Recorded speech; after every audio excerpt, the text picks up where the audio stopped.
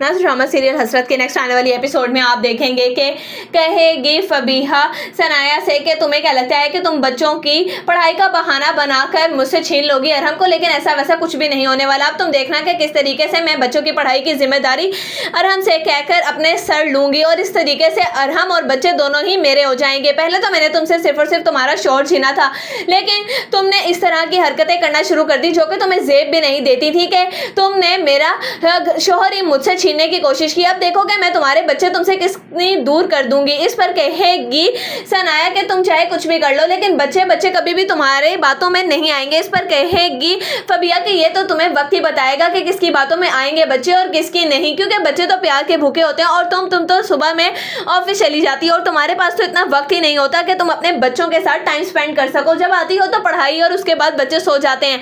आखिर सारा दिन तो बच्चों ने मेरे साथ ही रहना होगा ना, फिर तुम देखना। इस पर कहेगी सनाया कि तुम जो कुछ कर सकती हो कर लो। दूसरे सीन में आप देखेंगे कि जब सुनेगी फबिहा की माँ के फरहीन से कह रहा है हमजा कि क्या आप मुझसे शादी करेंगी, तो इस पर फरहीन कहेगी कि क्या हो गया हमजा, क्योंकि फरहीन तो चाहती असल में यही है, लेकिन अब वो इकरार करने में झिझक रही है। इसीलिए वो कहेगी हमजा से कि हमजा मैं तुमसे किस कदर बड़ी हूँ और आखिर तुम मेरी बहन के मंगेतर भी रह चुके हो, तो फिर मैं तुमसे किस तरीके से शादी कर सकती हूँ। इस पर कहेगा हमजा कि मैं आप पे कोई भी प्रेशर नहीं डाल रहा, मैं तो सिर्फ ये कह रहा हूँ कि आप सोच समझ के मुझे जवाब दे दीजिएगा।